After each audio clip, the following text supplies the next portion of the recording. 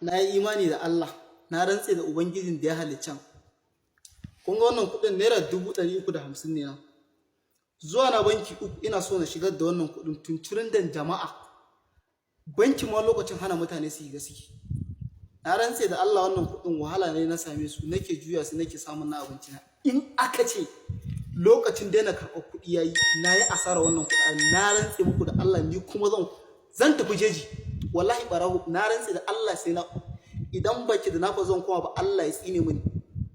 To ka nemi halalinka, rana tsaka an zuwance sun tashi daga aiki sun zama takardun banza sai mu koma barayi. To me a ciki?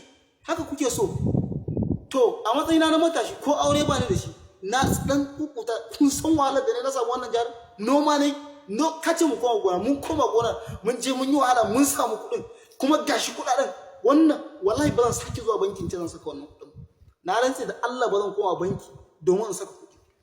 Na nan tare da su, kuma na rantse da Allah suka koma, sun ana cewa yau gashi lokaci yayi wannan kuɗin an daina karɓar sun koma takardu.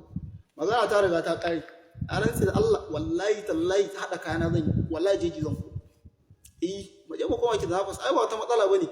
Wallahi kai tsaye na rantse da Allah ba zan koyi abin da yake cikin zuciyata ba. In aka ce ne asarar wannan kuɗin, wallahi da karanan na kuma dan fashi. Dan durin uwar ku mu je ai tafiya haka. Ran kowa ɗaya ne, kowa ɗaya gare shi kawai.